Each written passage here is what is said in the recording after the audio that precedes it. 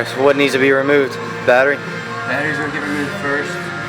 Battery's coming out first. And then you got the air box, obviously. Air box coming out. And you're gonna take all this, all the piping out. And that's gonna be for the transmission mount. That's for the transmission mount. Basically, all you gotta do for the engine mount, it looks like you gotta remove the 2 reservoirs. Jack the motor up on the bottom, obviously, so it doesn't drop down. It doesn't take pressure off of the bolts. Bolts come right off. There's a 13mm one in the battery. 13mm. And the battery slides out and then up. Alright? Yep. Take the torch sockets off the top cover, take the boot off, that comes up, and then the whole bottom piece is going to pull up, and then you take the bolts out for the bottom tray of the battery.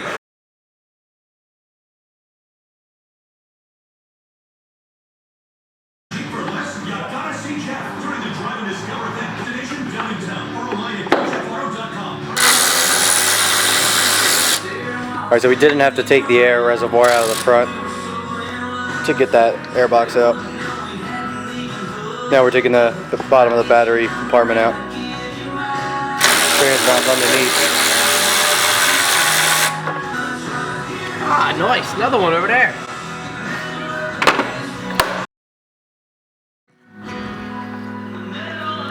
And there's the stock boy. Coming out. This is James's favorite car to work on. Not as bad as you would think, to be honest with you.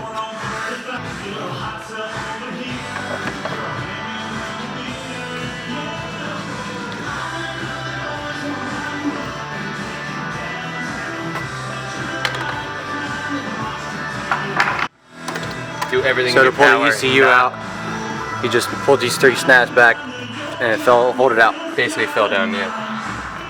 Tell them to do everything in their power not to disconnect this. Don't ever disconnect your ECU. This is the wire to your JB4. We'll put that up. Yeah, I torch everything normally. So this is the bracket that holds the ECU in.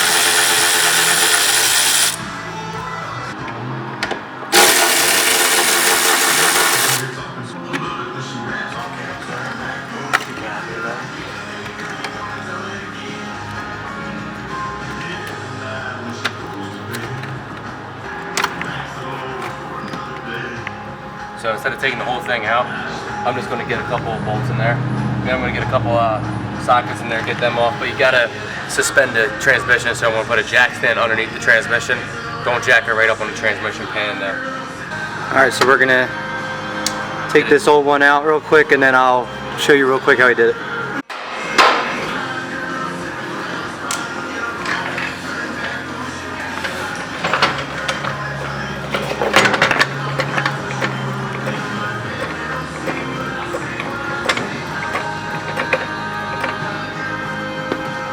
Just a little bit of pressure. Top ones are 18. 18 on the top.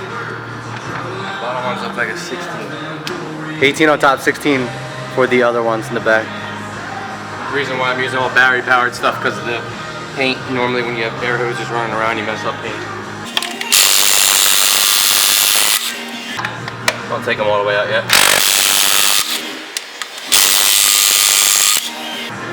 You want to make sure it has enough. Suspended enough on the bottom. It's pushed up enough. If it's not pushed up enough, then it starts to rip apart the bolts. If you pull this out, you can get the back ones.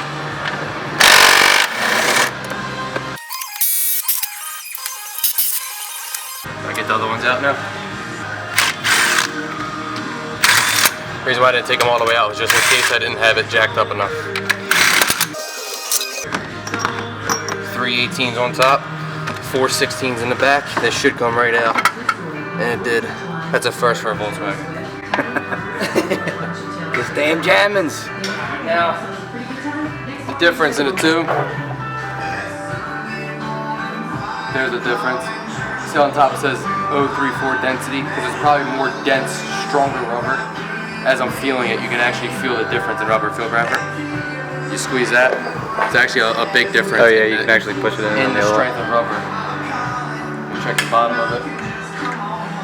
Volkswagen usually makes pretty good parts, but you can't beat aftermarket world. It just takes the flaws out of to the factory and just perfects them. But here's the new one here.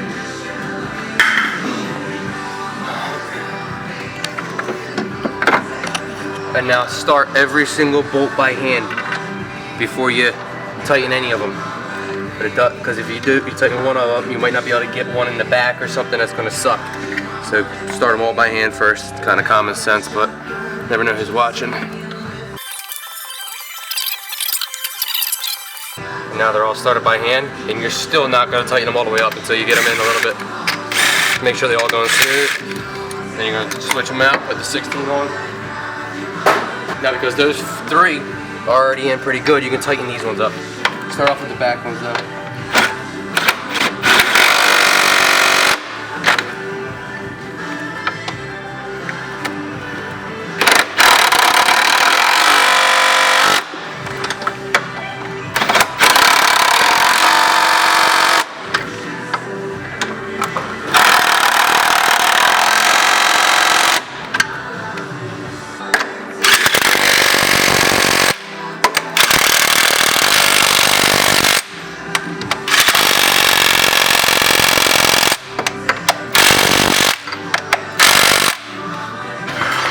Jack's lower, jack's off now.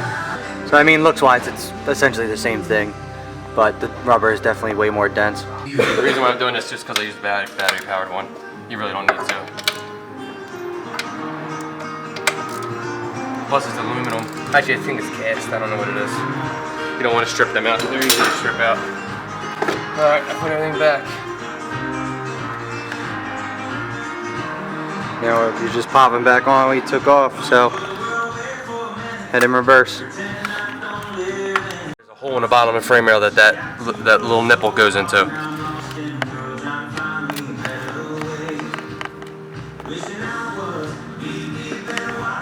So what he's referring to here is right where this plastic piece goes back in. It's a little nipple down there. Slides into the frame rail. And this just gets screwed back in. Yes, sir. 2 10mm nuts. They're plastic, so don't tighten them up at all.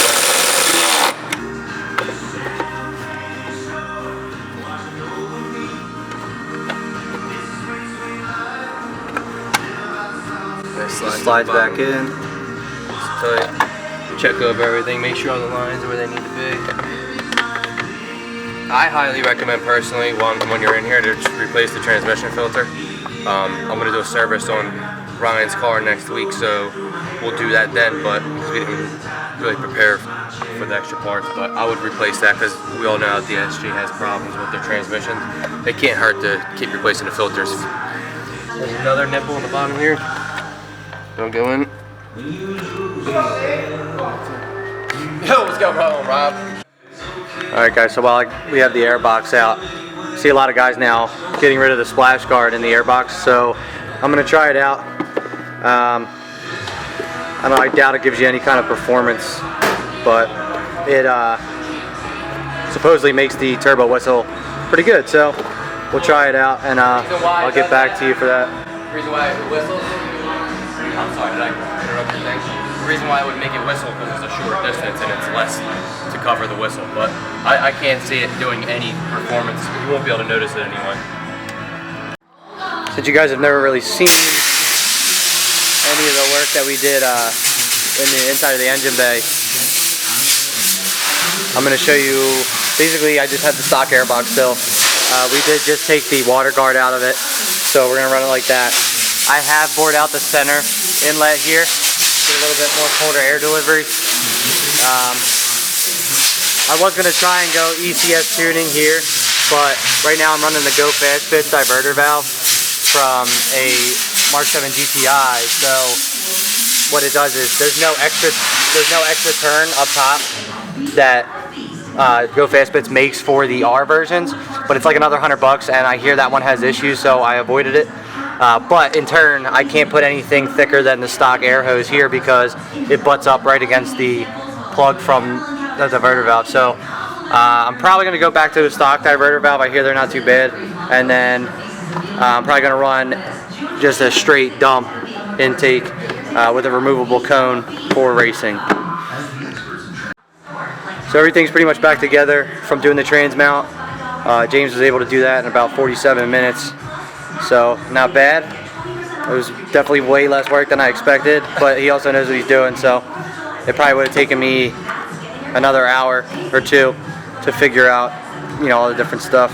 And I don't exactly have the tools at my house needed to just go to town on these things. So James has it all here, Goodies. So any Audi work, any Volkswagens, bring them on down. He might curse about the Germans a little bit, but he at the end of the day, he likes working on them. So he might make you do a burnout out back, but it's all good. That will happen. All right, so James already started this engine mount. What'd you take off so far? Hey Rob, take it easy. All I did was just pull this. I disconnected the coolant sensor, pulled that up, and then the windshield washer reservoir literally just pulls up and it sits into this little hole down there, which is weird. Let me get a flashlight for you. It sits in this little hole right there because it's like two pieces, and then there's two 18s and two 16s, so it's still the same size as both.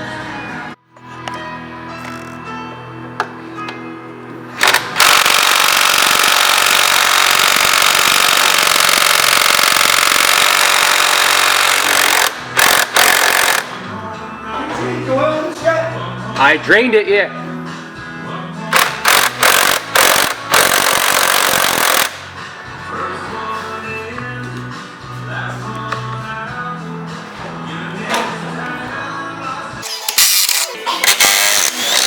So there was one bolt here, one here, one in the back, and then there's two in the front. 13 millimeter. 13 mil. 16, 16, 18, 18.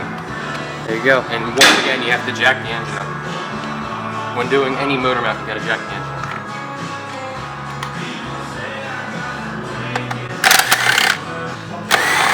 See this one, that's moving a little bit.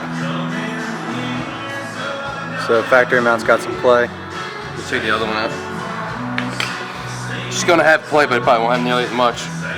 No, not really. I mean, you also gotta realize the car has less than 20,000 miles on it. They're gonna, it's a little different design, but they're gonna still have a tight motor mount.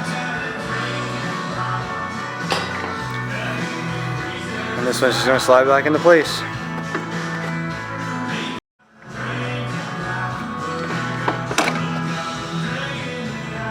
Remember, 16s on the outside. Always start by hand.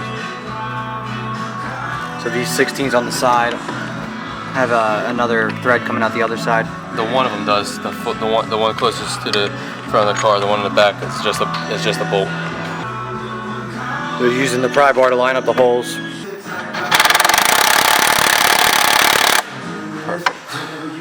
Not all the way down, so you can get the other one in.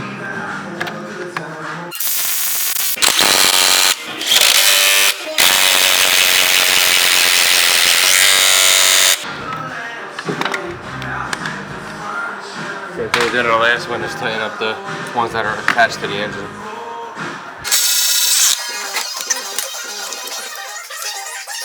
So that just snaps right back in.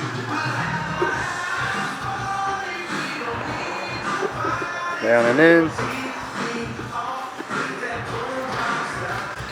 So I'm assuming you would probably want to do this when your washer fluid's low? Yeah, I'd probably clean a windshield off before you did it. 10 right here. I Now forgot to tell you guys that. Alright, it's all done. And that's it. And that was probably, what, less than 20 minutes, 15 minutes? Probably an hour total without getting interrupted. Yeah, so you could probably do transit motor in like an hour. You do them at the same time since it's already on the lift.